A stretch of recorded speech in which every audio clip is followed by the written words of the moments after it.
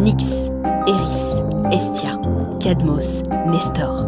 Découvrez les histoires de ces figures méconnues de la mythologie grecque et de leur équivalent romain. Chaque mois, nous nous intéresserons à un personnage différent.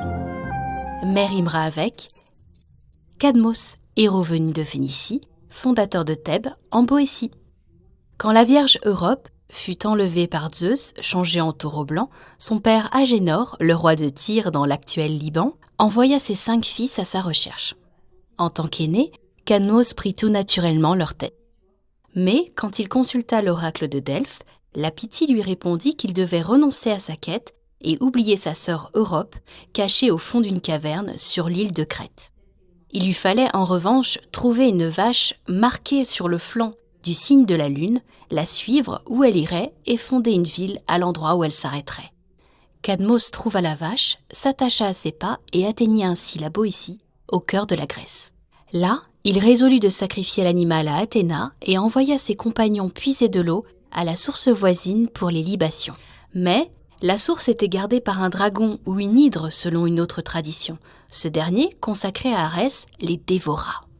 Cadmos tua le monstre de ses mains, lui écrasant la tête sous un rocher. Sur quoi, Athéna apparut pour lui recommander d'arracher les dents de sa victime et d'en planter la moitié dans la terre. À peine eut-il obéi à l'injonction de la déesse, que des Spartois, c'est-à-dire des hommes semés, surgirent du sol, les armes à la main. Cadmos leur échappa en jetant une pierre parmi eux, de sorte que chacun crut être attaqué par l'autre, et ils s'entretuèrent. Il n'en resta que 5 qui aidèrent Cadmos à fonder Thèbes, devenant les ancêtres de l'aristocratie thébaine. Parce qu'il avait tué le grand serpent d'Arès, Cadmos se vit obligé de servir le dieu pendant 8 années.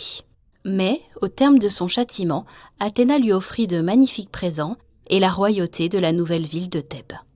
Cadmos bâtit alors l'acropole thébaine et épousa Harmonie, la fille d'Aphrodite et d'Arès. La fondation de Thèbes dans le sang allait en faire de toutes les cités de la Grèce antique la plus riche en légendes barbares. Héros aux prises avec les serpents.